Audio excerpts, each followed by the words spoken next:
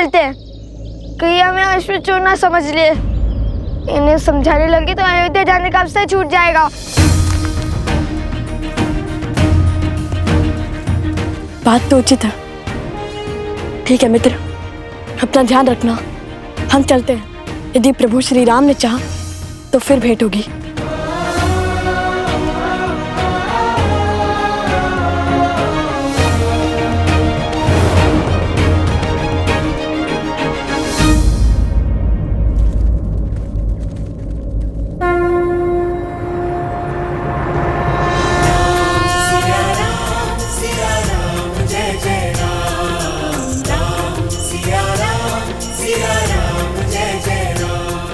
माता सीता और प्रभु का नाम किसने लिखा है इस अश्व पर? अवश्य ही कोई राम भक्त होगा। मेरी पुत्री।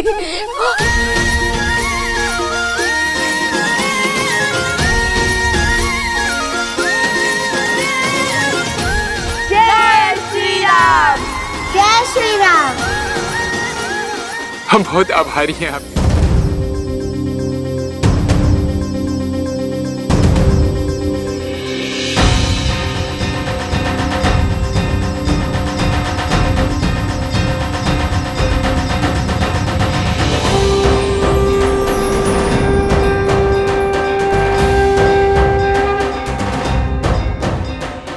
मेरी दृष्टि वापस आ रही है। मैं अपनी पुत्री को देख सकता हूँ।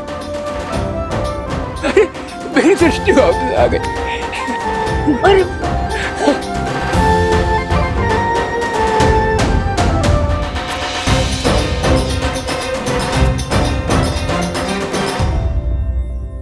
आप दोनों साक्षात भगवान हैं। नहीं, भगवान तो स्वयं श्री राम है। हम तो केवल उनके भक्त हैं।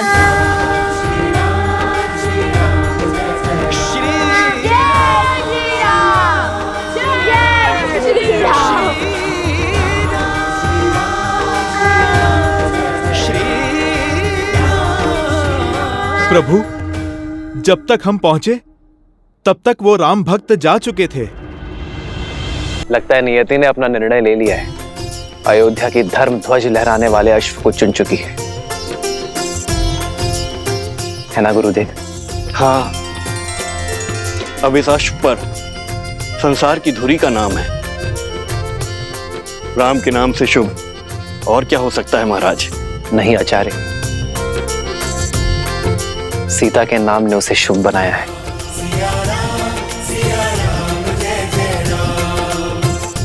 कल अयोध्या की धरा में अश्वमेध यज्ञ का शंखनाद होगा। धर्म की जय हो, रघुकुल की जय हो।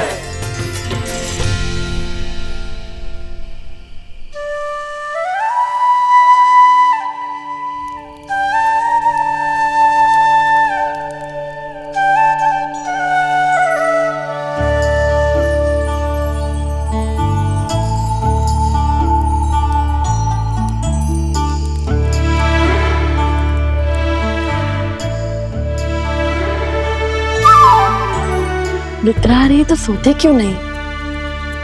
मैं हूं ना, पहरा दे दूंगा। जानता हूँ, किंतु मुझे सूर्य की पहली किरण के साथ अपनी यात्रा फिर से आरंभ करनी है। एक क्षण का विलंब भी नहीं होना चाहिए। मुझे शीघ्र अतिशीघ्र श्री राम और माता सीता के दर्शन करने हैं। ठीक है, तुम पहरा दो, मैं सो जाता हूँ। नहीं नहीं नहीं, आप नहीं सो सकते। क्यों? देख नहीं रहे कितने जतनों से जागा हूं। अगर आप सो गए तो मुझे भी निद्रा आ जाएगी। बैठे रहिए ना। बस अब ठीक है।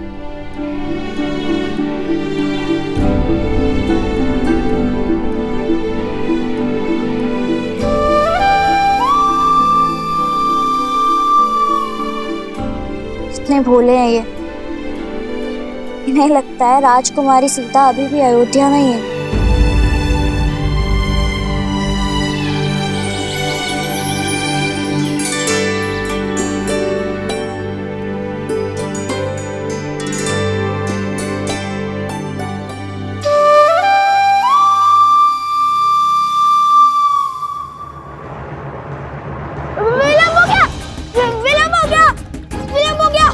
विलम्ब हो गया, विलम्ब हो गया, अरे विलम्ब हो गया, बहुत विलम्ब हो गया, विलम्ब हो गया। खुश, शांत हो जाओ। क्या हुआ? लव भैया कहाँ है? लव? मैं यहाँ हूँ।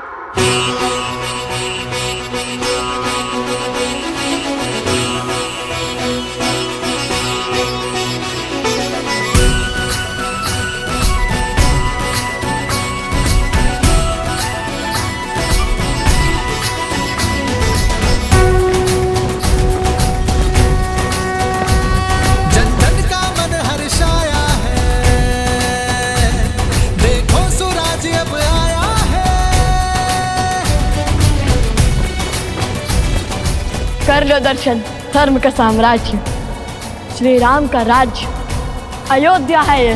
कर स्थापित मर्यादा, संसार के पाप को हर कुंठा करने तारम, हरियाए हैं बन के नर। लगता है ये सब अश्वमेध यज्ञ देखने आए हैं।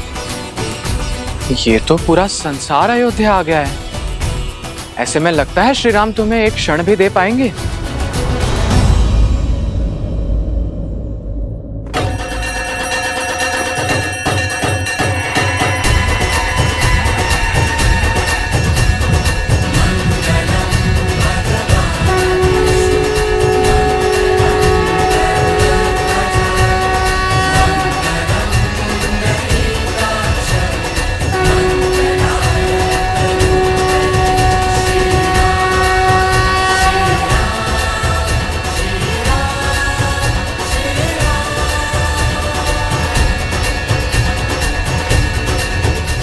यह शंखनाद अश्वमेध यज्ञ के आरंभ का सूचक है।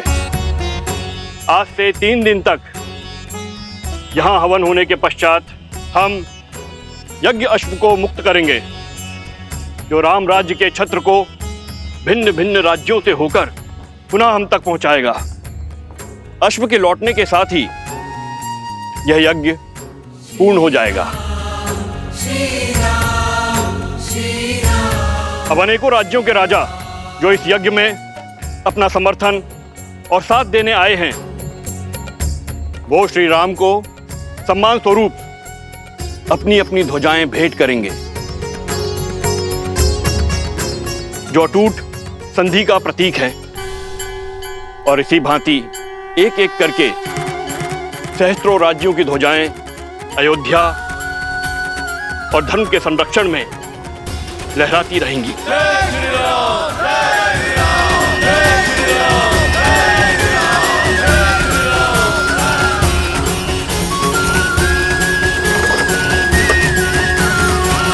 लगता है अश्वमेध यज्ञ आरंभ हो गया। भैया कहीं उपगुरु की बात सच ना हो जाए, हम श्री राम से मिल तो पाएंगे ना? जो साहस नहीं हारते कुश, हमें हमारे आराध्य के दर्शन अवश्य मिलेंगे। काशी नरेश अपने ध्वज के साथ पधार रहे हैं।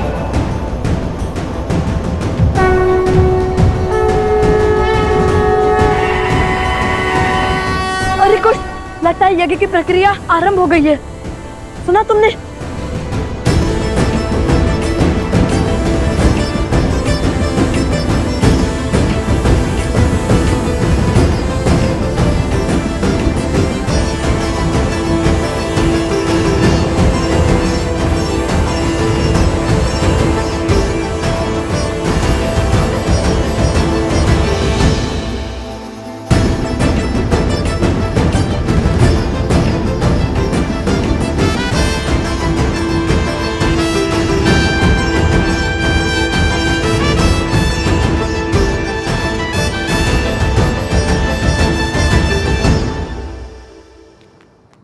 वो देखो, काशी का ध्वज।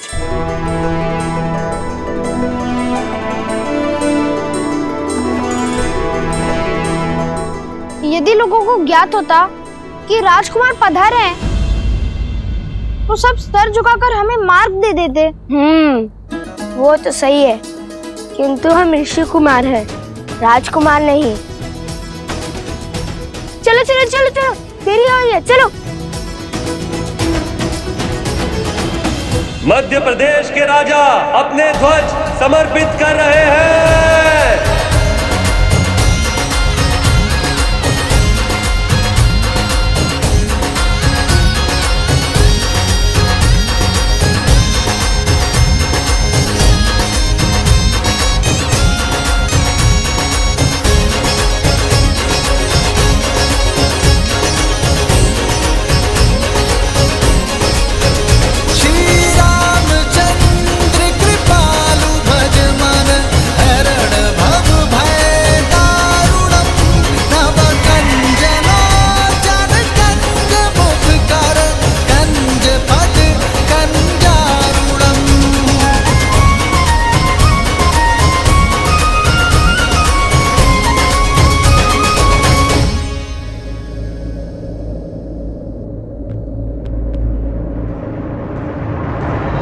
रुको,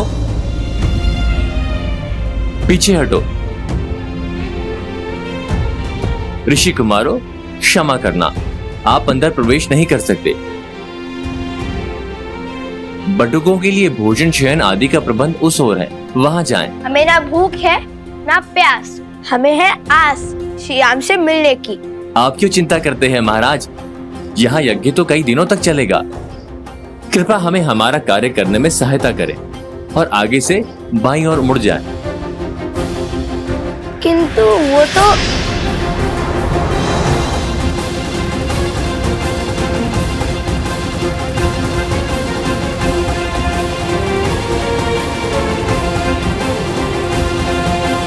भैया, मैं एक क्षण और प्रतीक्षा नहीं कर सकता। क्यों खींचा आपने मुझे?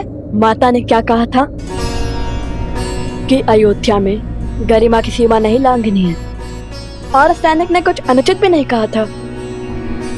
कितने प्रेम से कहा था उसने, फिर क्यों नहीं मानी उनकी बात? तो फिर कोई और युक्ति खोजिए भैया। इतनी भीड़ में हम श्री राम से कैसे मिलेंगे? एक राजा के बाद दूसरा आ रहा है।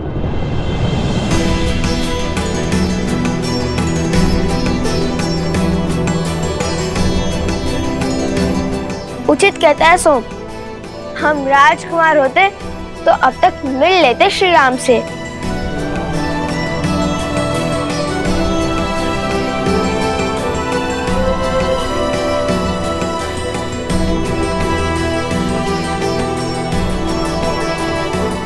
देखो कुश, मिथिला नरेश भी अभी तक नहीं है।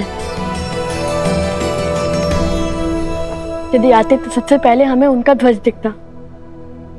और मिथिला नरेश तो हमें जानते हैं, वे अवश्य ही हमें श्री राम तक ले जाएंगे। तो चलिए ना भैया, देखते हैं, क्या पता किसी रथ पर मिथिला नरेश सवार हो। मिथिला के नरेश अयोध्या की महारानी सीता के पिता महाराजा जनक अयोध्या में प्रवेश कर रहे हैं।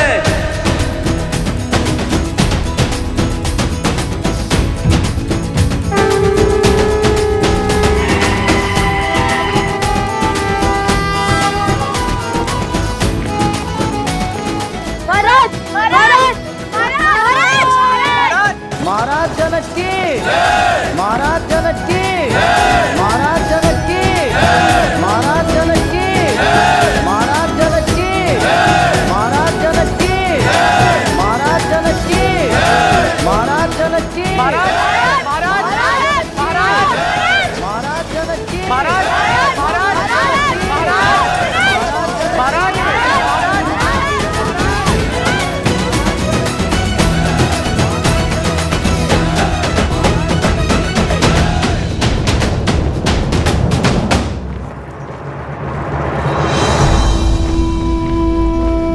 भैया, हम पग पग पर रुके तो पता नहीं कब महाराज से मिलेंगे और कब माता सीता के दर्शन होंगे।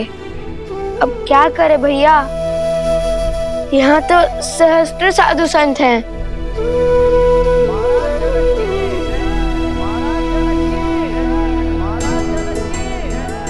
आसपास ही रहना लवकुश, हम धर्मशाला में व्यवस्था करके आते हैं।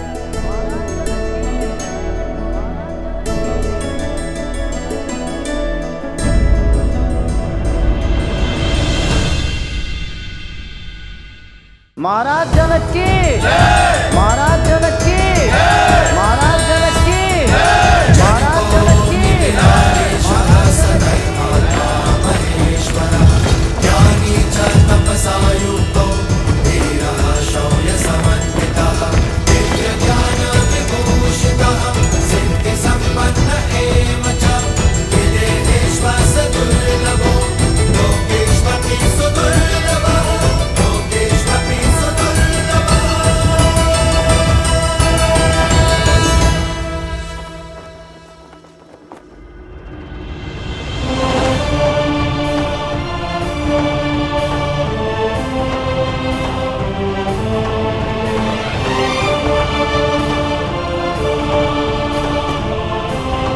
अयोध्या आपके आगमन की प्रतीक्षा कर रही थी मिथिला नरेश।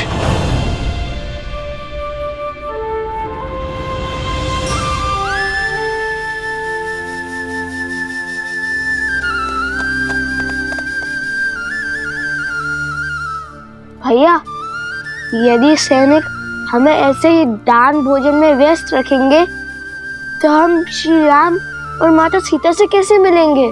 माता कहती है कि कई बार दृष्टिकोण बदलने से समस्या का हल अवश्य मिल जाता है कुश।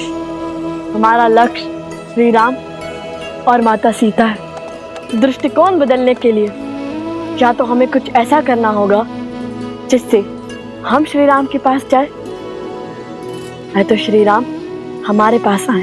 भैया, हम कौन से बड़े महान राजा, साधु या फिर कलाकार हैं जो महाराज हमसे मिलने आएंगे या हमें अपने पास बुलाएंगे? अगर माता ने गरिमा में नहीं रहने को कहा होता तो मैं अपनी बाण से ऐसी कला दिखाता कि मिथिला की भांति अयोध्या हमारे नाम का गुणगान गाती। तो साधारण से ऋषि कुमार से अयोध्या नरेश क्यों मिलने आएंगे?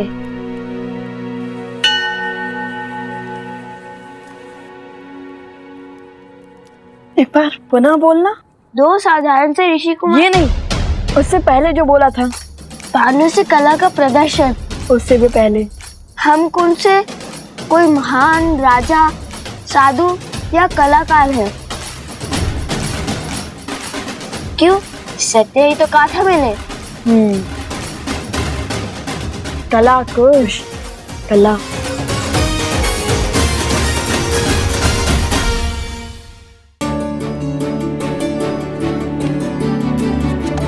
अवश्य ही भगवान वाल्मीकि को यह आभास था कि कोई भी हमें इतनी सरलता से अयोध्या के राजमहल नहीं जाने देगा। इसलिए उन्होंने राम कथा के गान का आदेश दिया था हमें। चलिए भैया।